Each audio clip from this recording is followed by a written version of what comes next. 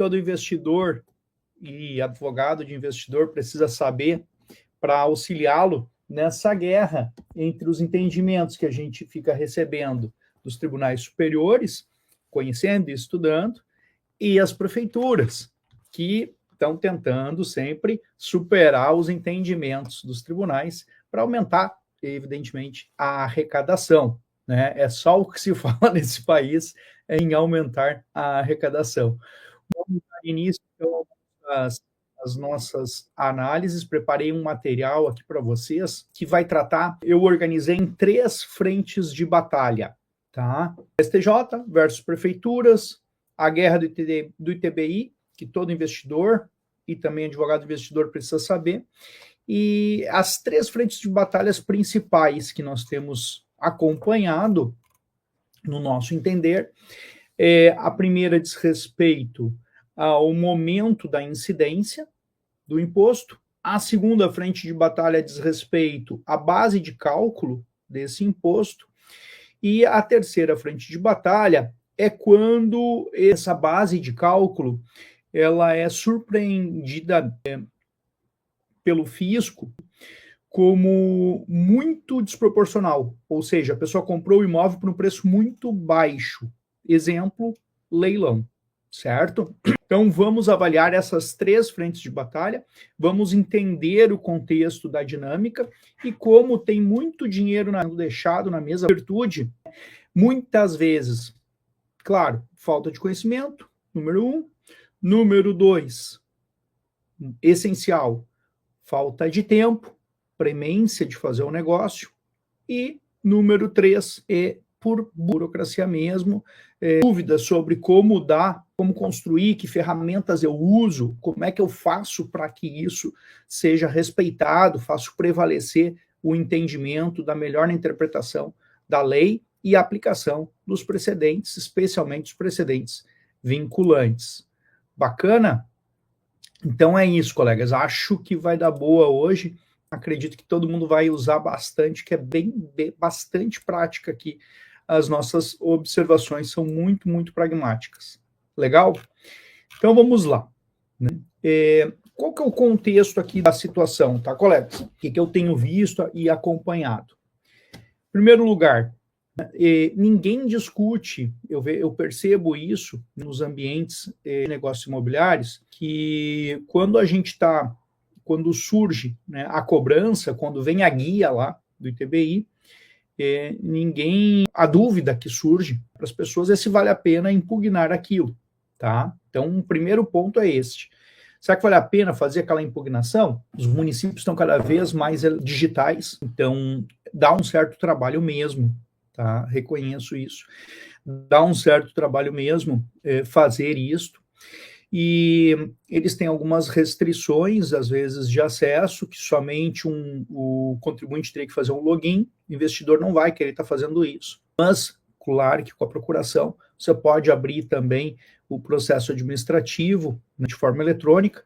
Alguns municípios, vou dar o exemplo do Rio de Janeiro, né, que tem o seu acesso eletrônico enviando um e-mail.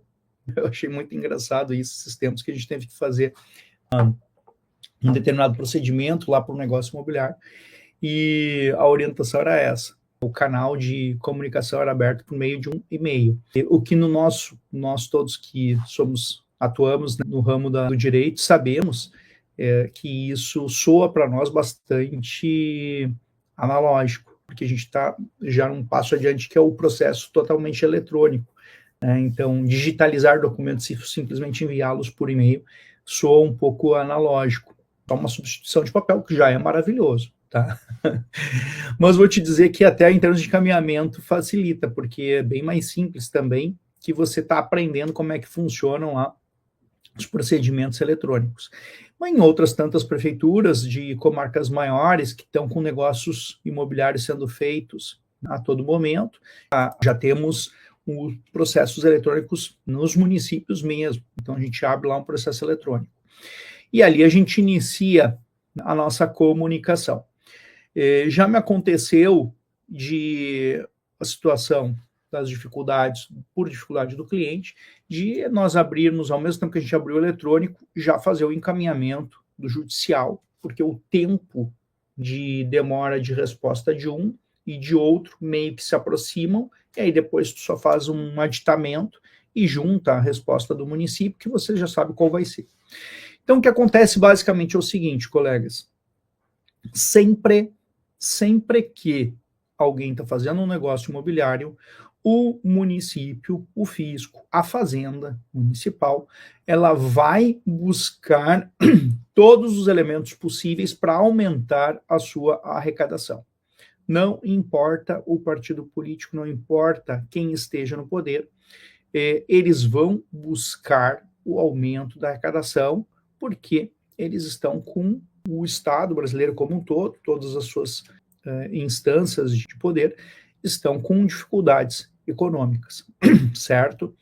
Então, isso é natural, é o que vai acontecer. E a pessoa que está fazendo negócio imobiliário, por que ela é a vítima perfeita? Porque ela está num ambiente de, não diria de pressa, porque pressa é inimiga da perfeição, mas ela está num ambiente de pressão para o fechamento do negócio.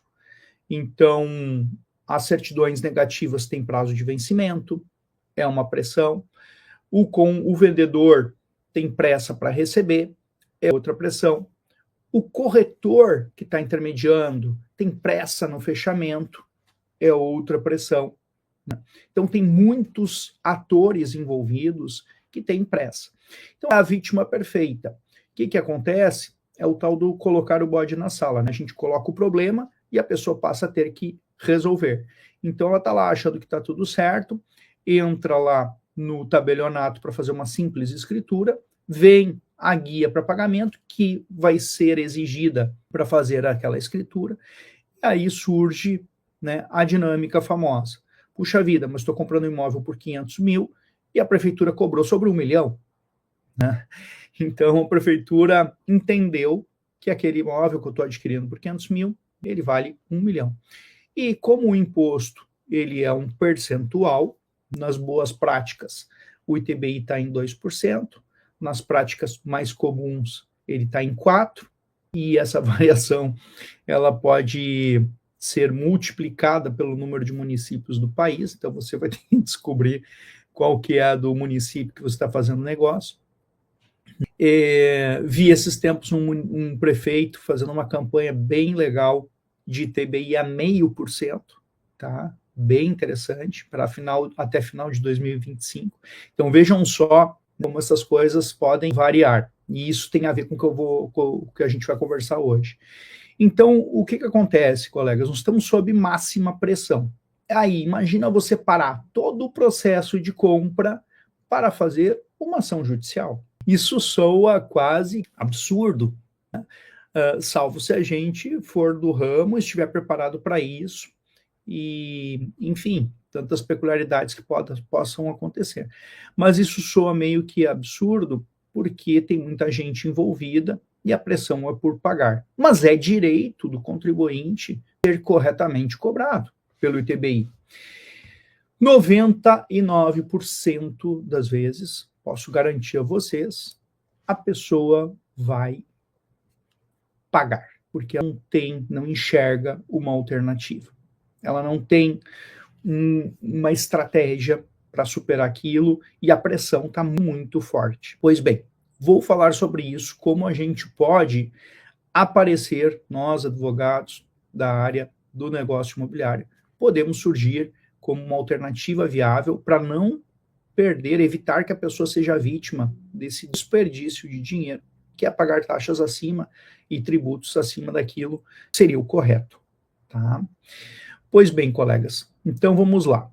Primeira frente de batalha, tá? Que é o momento da incidência do ITBI.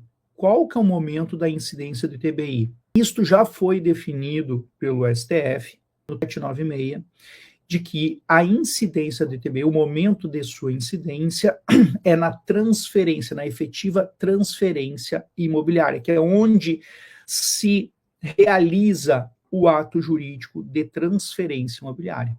Então, o imposto de transferência, que é o ITBI, se dá na transferência. E, pelas regras brasileiras, artigo 1245, se não me falha a memória do Código Civil, prevê, então, que só com o registro imobiliário é que se dá a efetiva transferência do imóvel. Qual que é o problema aqui? O problema aqui é que, principalmente em compras na planta,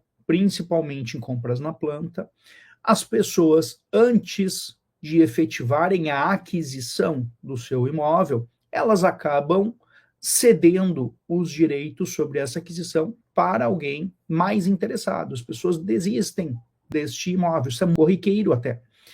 Então, você fez planos, né, em 2023 para morar numa cidade, comprou um imóvel na planta que ia ser entregue em 2025, perfeito, normal, perto o prazo, para imóveis é um prazo curto, inclusive. O imóvel está sendo entregue, mas você recebeu uma oportunidade de trabalho melhor em outro município. Você se divorciou e vai se mudar. Você, enfim, por tantos outros motivos, talvez não queira o imóvel deste preço, por conta de uma dificuldade financeira, tenha que reduzir o seu padrão de vida e vá para um imóvel mais simples, ao invés desse imóvel que tem ainda um saldo devedor, que tem que ser pago na entrega, bastante elevado.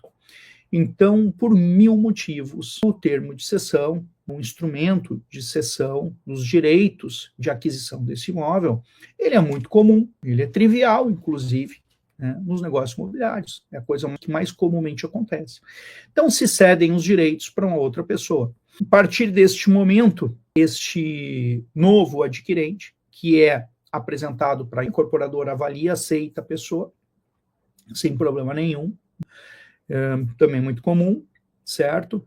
E aí, essa documentação vai para a escritura pública, e o que surge lá? O próprio tabelião, por pressão do município ao qual ele tem relacionamento, a comarca onde ele está inserido, ele vai e avisa o município já apresenta, ao invés de uma guia para pagamento do ITBI, duas. Uma pela cessão do adquirente original para o cessionário e outra da construtora para o cessionário. Então, nós teremos aqui uma tentativa de cobrança pelo município de 2 ITBIs. Tá? Aí, a frente de batalha é sobre o marco, né? Então, é sobre o momento da incidência, o marco inicial, o momento da incidência do ITBI. Para este caso aqui, qual que é a recomendação da tese? A tese é o tema 796 do STF, teve como precedente o recurso extraordinário 796.376, certo? Pois bem, aqui o STF disse aquilo que todos nós já sabíamos, mas não é respeitado, que o fato gerador do imposto sobre transmissão inter vivos de bens imóveis somente ocorre com a efetiva transferência da propriedade, que se dá mediante o seu registro, conforme o artigo 1245 do Código Civil. Ponto. Tá? Doutrinador falando disso, STF definindo a questão, e STJ também se manifestou no mesmo sentido. O fato gerador do ITBI é a transmissão do domínio do bem imóvel, que somente se opera mediante o registro do título translativo no cartório de registro de imóveis, nos termos do 1245. O STJ também vem aplicando esse entendimento. Exemplo, Aresp 1.534.218, oriundo de São Paulo. Dentre tantos outros. Pois bem, colegas, o que é possível fazer aqui, no primeiro momento, recomendo abrir a impugnação junto ao município. O município dificilmente vai reconhecer, vai retroagir da sua posição, mas há essa possibilidade de acontecer. Não ocorrendo isso, aí o ato é o mandado de segurança, né? A ferramenta indicada é o mandado de segurança. Pois bem, porque direito líquido e certo, né? O de não sofrer uma cobrança dúplice do ITBI, tá? Então, esta é a nossa primeira frente de batalha.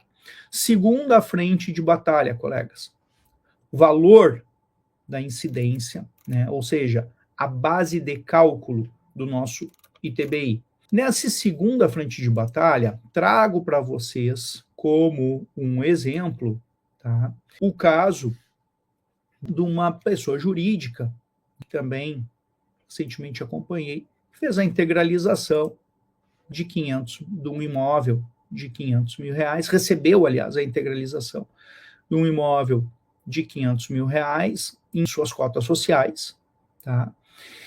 E o município resolveu avaliar o imóvel, ao invés de receber os direitos sobre aquele contrato. Ele resolveu avaliar o imóvel pelo dobro do preço, certo? Para quê? Também para aumentar a arrecadação. Pois bem, neste segundo caso, vou explicar para vocês como é que funcionou então. O segundo caso é o seguinte, um casal, né, resolveu abrir uma pessoa jurídica para colocar os imóveis da família, né, dentro desta pessoa jurídica, já se preparando para o novo sistema de arrecadação, que vai ser bem mais pesado para locações, negócios imobiliários, que foi aprovado já no Congresso Nacional ano passado. E pura e simplesmente, então, resolveu colocar, aproveitando uma política de redução de cobrança do TBI. O que aconteceu? A prefeitura, neste caso, ela fez uma lei, ela aprovou uma lei, convidando os contribuintes a regularizarem as suas transferências imobiliárias. Então, está lá o convitezão feito pela lei, publicado em todos os sites e notícias, dizendo, venham regularizar, que nós estamos dando desconto de 50% no ITBI para quem regularizar até o dia 31 de junho de 2025. Bacana? Aí, né, o cidadão entusiasmado com isto, vai lá e corre e diz, vou então aproveitar e vou regularizar esta situação. Que maravilha. É o caso que a gente está examinando. Ele foi lá, feliz que ia receber um desconto de 50% do TBI e, surpreendentemente, recebe a informação do tabelionato, que faz esse contato com o município, né? Os tabelionatos fazem contato com o município via de regra, salvo com marcas menores. Antigamente a gente tinha que ir lá na prefeitura buscar a guiazinha, e chega lá o ITBI de 4%. E a pessoa é surpreendida. Ué, mas eu não está valendo a lei? Não era 2%? E aí, quando ela vai analisar a guia, está ali a alíquota de 2% que tinha sido oferecida com desconto sobre o tradicional 4%. Contudo, a base de cálculo o município alterou dos 500 mil que ela pagou pelo imóvel para 1 milhão. Então, acabou sendo uma vitória de pirro, né? Porque a pessoa tinha a expectativa de que receberia aquele desconto, mas o município, né, deu uma pedalada à la Robinho e ajustou, então, o valor do imóvel de forma que a sua arrecadação terá o efeito prático como se 4% fosse. Então, olha só que situação. Evidente que daí, numa situação dessas, o contribuinte se sente lesado, se sente vítima desse contexto, e também questiona daí para nós da área dos negócios imobiliários, o que ele pode fazer? Pois bem, mesmo caminho, colegas, dá para fazer a impugnação, né, por meio dos caminhos naturais. Eu gosto sempre de fazer a impugnação administrativa, embora tenha um volume de doutrina de jurisprudência dizendo que eu precisa, está cheio de juiz, e já vi também algumas situações em que a fazenda responde dizendo, mas eu nem pratiquei o ato, você não me pediu nada, a guia sai no automático. Então gera um ranço assim chato, sabe? Então eu prefiro ter a impugnação para ter a decisão deles por escrito, né, em que eles vão se justificar. Então nesse caso aqui, baseado em fatos reais, eles se justificaram, né? Qual que é a justificativa que eles dão, colegas, nesse tipo de situação? Eles dizem o seguinte, de forma genérica, Observem bem isso, porque isso é importante. De forma genérica, eles costumam dizer o seguinte, que existem desses que eles respeitam os precedentes, tá? Eles fazem essa ressalva, os bons, pelo menos os procuradores fazem isso, né? Os inteligentes fazem essa ressalva, que eles conhecem os precedentes, respeitam os precedentes, mas que existem os casos, por isso que eu falei que é de forma genérica. E o município, suspeitando que o valor não é um valor adequado, que ele foi um valor maquiado para baixo. Sabe aquele negócio imobiliário que a pessoa combina, comprador e vendedor? Ah, eu estou te comprando por 100, mas vamos registrar por 50 e tu me paga por fora? Existe isso, né? Existe. Pois é, essa é a justificativa dos caras. Convenhamos, colegas, a ação torpe, que seria essa, e eu não estou nem criticando quem faz isso, tá? Não critico porque também não estou aqui para advogar para o fisco, mas a ação torpe, que seria contrária à lei, então, o ilícito, ela não pode ser presumida. É evidente que ela não pode ser presumida.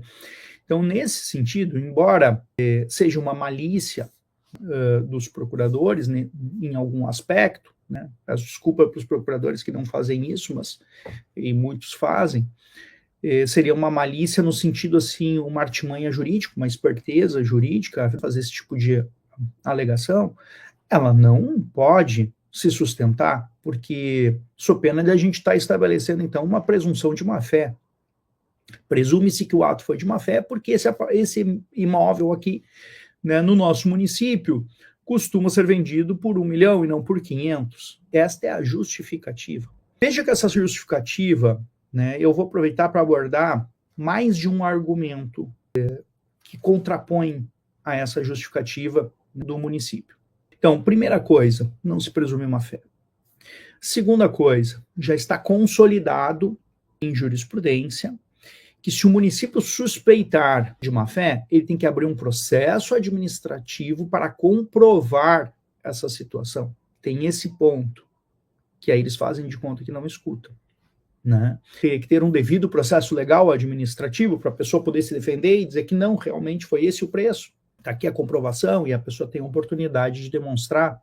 Ah, mas foi uma promoção porque a pessoa estava precisando vender. Não importa, é o tamanho do bolso daquele adquirente, o motivo pelo qual ele conseguiu um preço menor, que eles viram outros imóveis parecidos serem vendidos, não está em discussão. Né? Então, pode ocorrer. Tanto que a terceira frente que eu vou conversar aqui hoje é sobre leilão, que via de regra é um valor abaixo do valor que normalmente se vende aquele imóvel. Pois bem, perdão pessoal, tudo isso para dizer o seguinte. Né?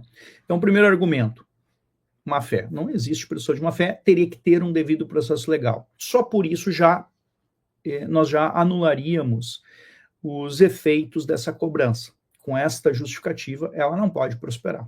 Tá? Ponto. Segundo argumento, colegas, no caso da integralização, vocês vão de convir comigo que o casal realmente pagou aquele valor por aquele imóvel e ele está regularizando a transferência e aproveitando para integralizar na sua pessoa jurídica.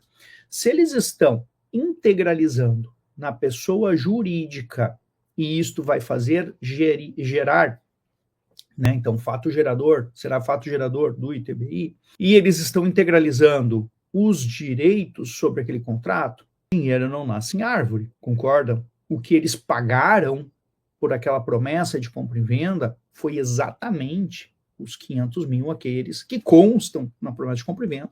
Tem TED, tem tudo para demonstrar, né? A pessoa tem comprovação do pagamento. Então não nasceu no bolso deles o valor de R$1 milhão, mas é que agora está sendo vendido por R$1 milhão. Não nasceu no bolso das pessoas mais 500 mil. O dia que elas forem vender, se quiserem vender este imóvel, que é delas, e se o imóvel estiver realmente valendo 1 milhão, pode ser até mais, pode estar valendo 1,5 milhão, 2, nunca se sabe, com a inflação do jeito que está, né? Ela vai pagar o ITBI proporcional. Mas por quê? Porque ela vai estar recebendo 1,5 milhão, ela vai estar recebendo R$2 milhões. E aí ela vai retirar do valor que ela está recebendo 4% para pagar tal do ITBI. Que, na verdade, quem vai fazer esse pagamento é o adquirente. Então, ele está com o recurso para fazer este pagamento. Não importa tanto para nós. Mas o fato aqui, colegas, é que quem está integralizando os direitos não está movimentando dinheiro. Ele já gastou o dinheiro. Né? Então, nós não estamos com mais dinheiro na mesa para o fisco ir lá e dizer, me dá a minha parte, como eles normalmente fazem, e está previsto, eles estão protegidos pela legislação para fazer isso, né? Para tomar o dinheiro da pessoa quando ela faz a transação. Ok? Só que neste aspecto, eu não vou concordar com essa tentativa de reanálise sobre o valor do negócio imobiliário. Tá? Temos fundamentos, terceiro argumento jurídico, temos fundamentos em jurisprudência, em legislação para proteção desse caso? Temos, vamos lá, organizei aqui para vocês em ordem, tá? Então, o caso é este. Bom, primeiro argumento, o valor real da transação. Este é o valor real da transação. Então, está lá no artigo 148 do CTE, segundo fundamento deste argumento jurídico baseado em jurisprudência, doutrina, lei e tese vinculante do STJ sobre a base de cálculo, que é do tema 1113, que eu já tive a oportunidade de conversar com vocês aqui, tá?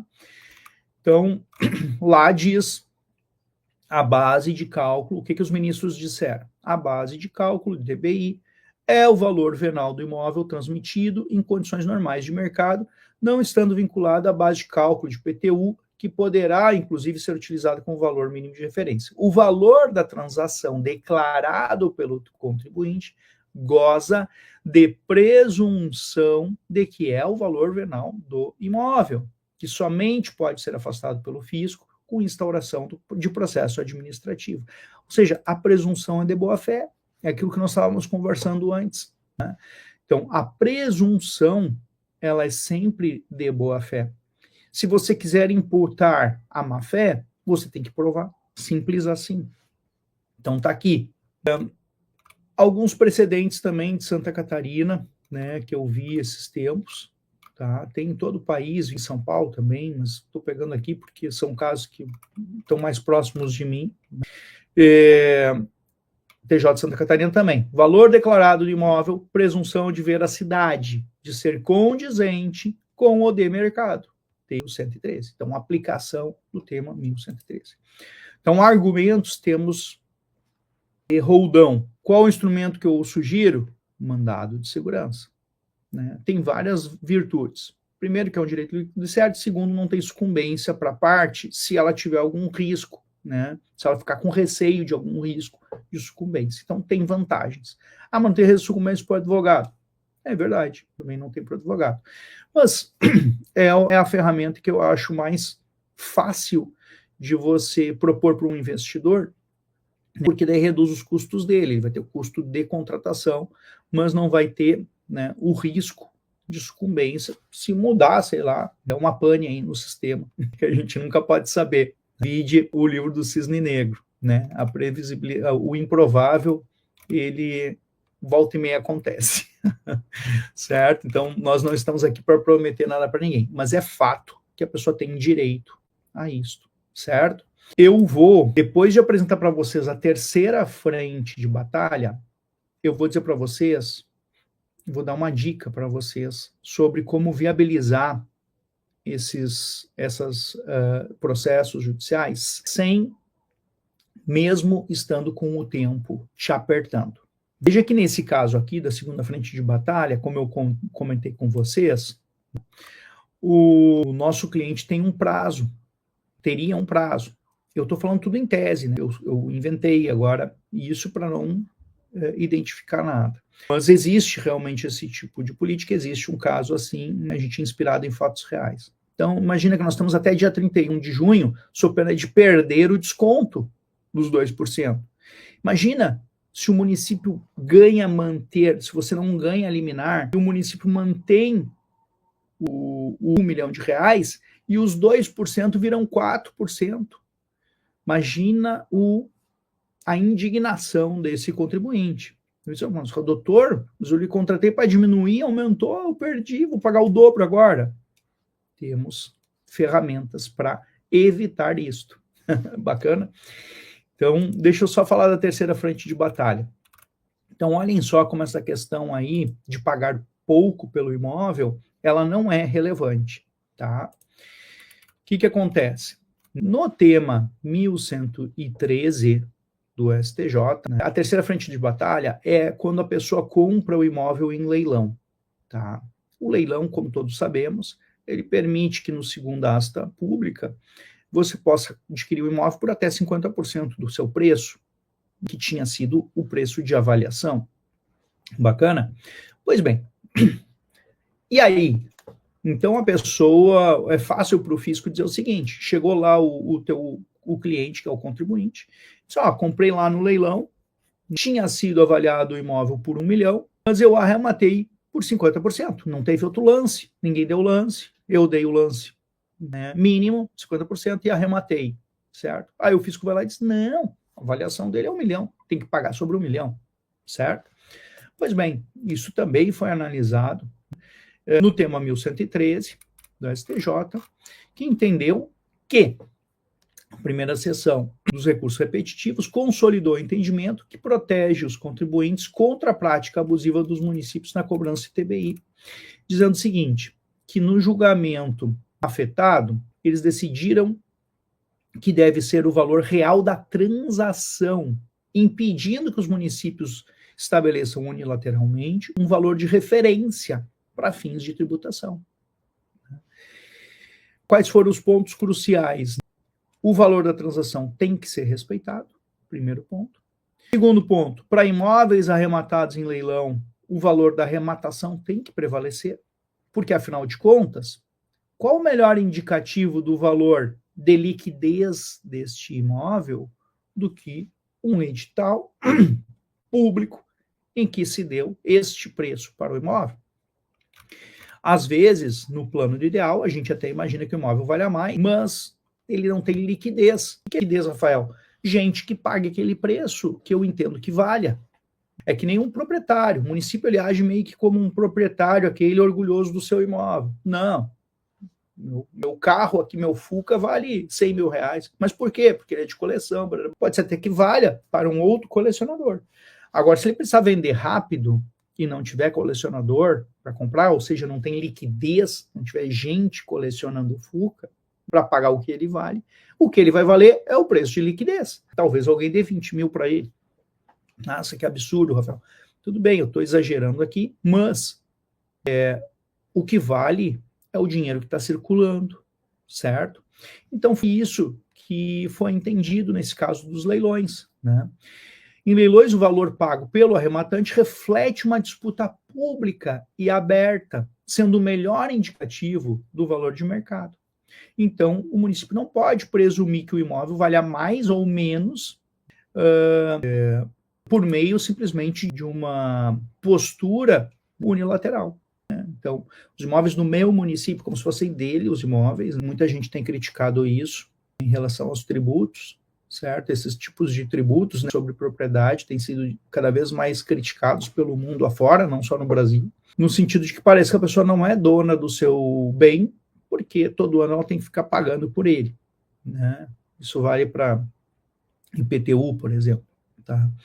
Mas, enfim, tira esse questionamento mais principiológico, mais ideológico, até diria, e voltamos aqui para a discussão, certo? Então, é isso. Foi feita uma disputa pública, foi pago, tem que ser respeitado o que foi pago. Daí que eu tenho visto que até os registradores estão nessa. Olha que loucura, gente. Isso é uma informação extra. Os registradores estão também agora se permitindo fazer a sua avaliação do imóvel para fixar os seus emolumentos. Sim, já vi imóvel, pasmem, colegas, imóvel de 800, 900 mil reais, sendo avaliado pelo registrador por 3 milhões e meio para aplicar emolumentos. Então, gente, está acontecendo assim, ó, tem muita gente precisando da nossa ajuda. Mas, Rafael, volta lá para o início. E o tempo? Pois bem, a pessoa não tem tempo, vai correr o risco de perder o desconto, por exemplo, no TBI, nesse caso iminente que eu trouxe para vocês, né? Ou, como na maioria dos casos, pode perder até o negócio, vai que o vendedor desista de vender, certo? Já que é o adquirente que está com esse pepino na mão, né? E o adquirente quer o imóvel, quer usar o imóvel, quer receber o imóvel, quer ter posse do imóvel, quer morar no imóvel, é muita pressão para fechar esse tal desse negócio. Não se esqueçam a dica que eu prometi para vocês, tá? Não se esqueçam que nós temos uma ferramenta bem interessante no Código Tributário que permite que nós depositemos o valor integral cobrado pelo município, afastando a exigibilidade do tributo. O que significa? Que eu posso invocar o 151 e, ainda que o juiz não me dê uma liminar inaudita altera partes, que é muito rara, né, sem escutar o município, que já vai me atrasar lá mais 30 dias, se ele for escutar o município. Ainda que ele não me dê uma liminar inaudita altera partes, para depois fazer a avaliação, né, deixa para depois, então, a avaliação da liminar, eu tenho essa poderosa ferramenta que é o seguinte, e aí eu resolvo o problema do meu cliente, o contribuinte aquele, que tá com o risco de pagar, ao invés de 2% sobre 1 milhão, ou seja, 20 mil, se ele perder o dia 31 de junho, o que ele vai pagar? 40 mil. 4% sobre 1 milhão. Nossa, acho que ele não ficaria feliz conosco, concordam comigo?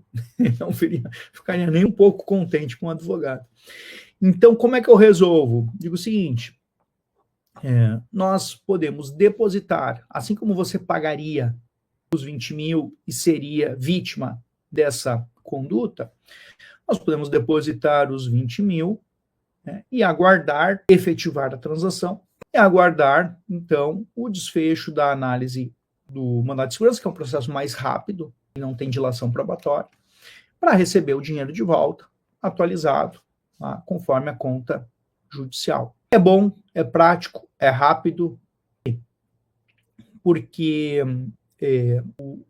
eu não vou precisar estabelecer uma rotina de abrir um cumprimento de sentença para buscar o dinheiro de volta, pedir um RPV, ou se o valor foi muito elevado, daqui a pouco até um precatório, certo?